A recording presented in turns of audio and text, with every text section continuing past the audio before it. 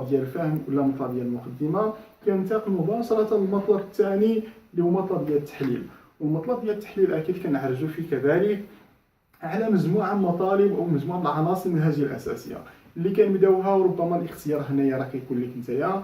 كاين اللي كيبداها يعني المفاهيم الاساسيه، يعني كيستخلص بدايه المفاهيم الاساسيه واللي كنسميوه في اطار يعني الابجديات الفلسفيه بالبنيه المفاهيميه. وقلنا البنيه هذه في سياق محاوله صياغه فقره منسجمه متراصه خاصه بالبنيه المفاهيميه. اكيد كنحرجوا فيها محاوله اولا يعني تسطير او تحديد مفاهيم الاساس اللي تاسس عليها هذا النص هذا، اللي هي مفهوم كذا ومفهوم كذا ومفهوم كذا. وفي غالب الظن كيكونوا ثلاثه ديال المفاهيم اللي هي اساسيه ومحوريه.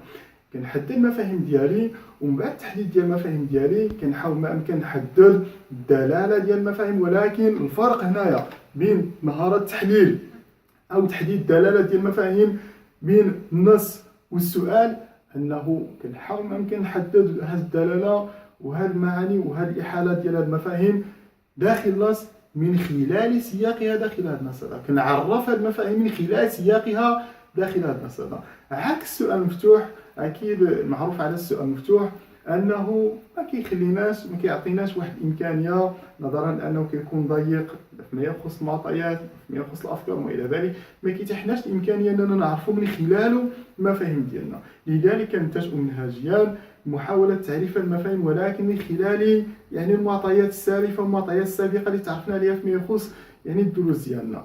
قلنا كنحدد المفاهيم ديال الاساس وكنعرفها من خلال السياق ديالها داخل هذا النص هذا، وكنحاول كذلك انني نحدد يعني طبيعه العلاقه الرابطه بين هذه المفاهيم المحوريه والاساسيه داخل هذا النص هذا.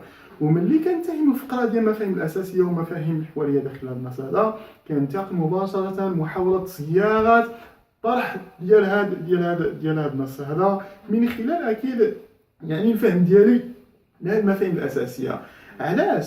لانه الطرح يعني والاطروحه ديال هذا النص هذا ما هي الا جمع ولم للمفاهيم الاساسيه. يعني بالضروره ما كان ان هذا الطرح ديالي ولا هذه الاطروحه ديالي اللي سختها ولا اللي بنيتها لهذا النص هذا خاصه بالضروره انها تحتوي على المفاهيم الاساسيه. وكنحاول نصيغ الطرح ديالي بشكل مقتضب بشكل سلس وبشكل يعني مباشر اللي من خلاله كنجاوب على الاشكال المطروح ولا الاسئله الموجهه للتحليل والمناقشه. يعني كنصيغ يعني بشكل دقيق بشكل ملخص بشكل موجز يعني الطرح اللي كيتبنى صائغ هذا النص ولا صاحب النص حول السؤال المطروح. وملي كنحدد بشكل مقتضب حدود سطرين ونصف حتى 3 ديال الاسطور الاطروحه ديالي، كنحاول بعدا انني نفصل ولا نشرح شويه التفاصيل ديال الاطروحه هذه. بحاول ما امكن يعني نصفت شويه في المضمون ديال هذه الاطروحه هذه.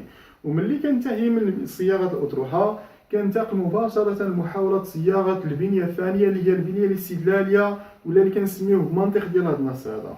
وفي هذا الاطار ربما الاشكال الاساسي اللي كيتم الاشتغال حول البنيه الاستدلاليه ولا البنيه الحجاجيه انه كاين البعض اللي كيعتبر بانه واحد هذيك الروابط المنطقيه والروابط اللغويه بحال مثلا لان ان اذا كان فان وغيرها من الروابط المنطقيه واللغويه اللي كتستعمل فعلا. هذا الروابط راه عندها اهميتها داخل هذه النصوص وداخل الحياكه يعني داخل هذه النصوص الفلسفيه. علاش؟ حيت كتضفي على هذا النص نوع من يعني النظام، نوع من التماسك، نوع من الانسجام الداخلي حول الفحوى ولا المضمون ديال هذا النص هذا. ولكن بالرغم من هذه الاهميه هذه ما كتهمناش بزاف هذه الروابط المنطقيه بقدر ما كيهمنا بزاف يعني الجانب ولا الشق اللي كيتعلق بالاساليب الحجاجيه.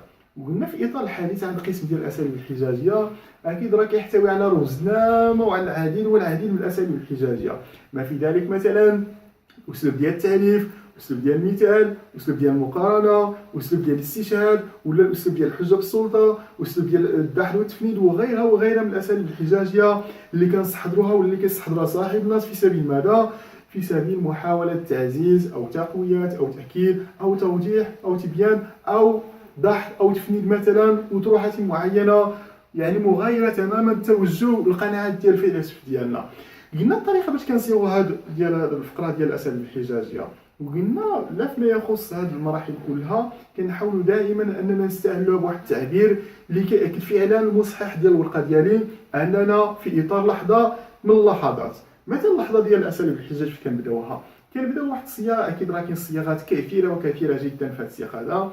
من بين هذه الصياغات نقول مثلا في سبيل الدفاع أو في سبيل إقناعنا بالطرح الذي يتبناه، استعمل صاحب النص أو وظف صاحب النص مجموعة من المقومات الحجاجية أهمها أو التي استهلها، يعني باش نتخذ واحد يعني مسار تسلسلي في إطار يعني صياغة يعني الفقرة ديال الأساليب الحجاجية.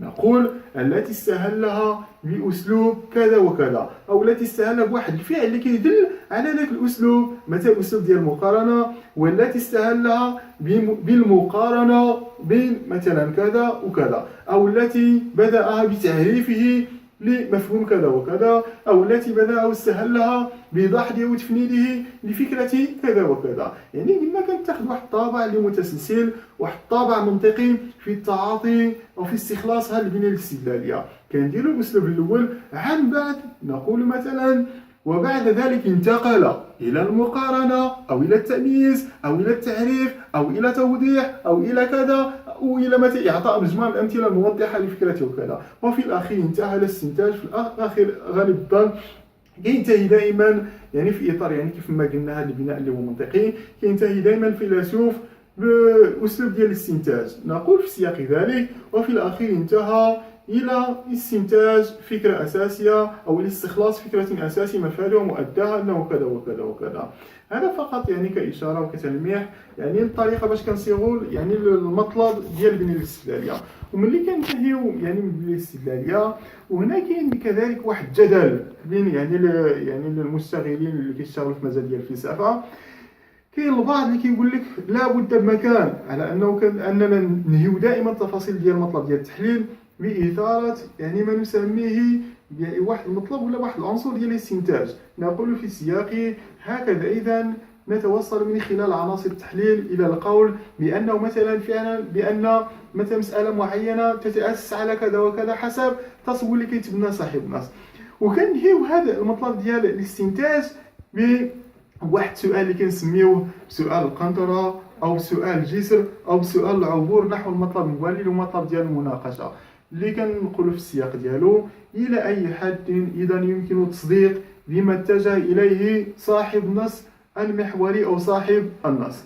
وكان فتح بذلك من خلال السؤال نحو المطلب التالي اللي كنسميوه في إطار الأبجديات الفلسفية المطلب ديال المناقشة. وقلنا المطلب ديال المناقشة أكيد راه ما كاينش شي اختلاف بزاف بين مهارات صياغة يعني موضوع مقالي فلسفي لا بالنسبة لسؤال فلسفي مفتوح، ولا كذلك بالنسبة للنص الفلسفي، ولا كذلك حتى بالنسبة للقولة. تقريبا نفس يعني المنهجية، نفس عناصر المنهج اللي كنستحضروها في إطار يعني الحديث عن ثلاث منهجيات أو المنهجيات الثلاث: قولة، نص، ثم نص سؤال فلسفي مفتوح. حنايا غنركزوا الاهتمام ديالنا في إطار هذا الشريط كيف ما قلنا حول النص الفلسفي، ولكن ما فيها بس أننا نعرجوا على هذه الفروقات فين كاين الاختلاف بين هاد المهارات الثلاث: المهارة ديال صياغة موضوع إنشائي فلسفي، حول سؤال، حول قولة، وحول نص فلسفي. قلنا بالنسبة للنص أكيد يعني المطلب ولا المرحلة ديال المناقشة كتقتضي منا بالضرورة كذلك أننا نتوقفوا عند يعني مسألتين أساسيتين اللي هي أولا كنبداوها محاولة إبراز قيمة الأطروحة، يعني الجوانب المشرقة، الجوانب الإيجابية، الجوانب المشيعة في الطرح اللي كيتبناه صاحب هذا النص، بالقول أنه مثلا هذا الطرح اللي كيتبناه صاحب النص راه مزيان. علاش؟ لكونه يعني واقعي، لكونه كنستفيدوا منه من خلال كذا وكذا وكذا وكذا، وباش نزيدوا نعزوا ونقويو هذا الطرح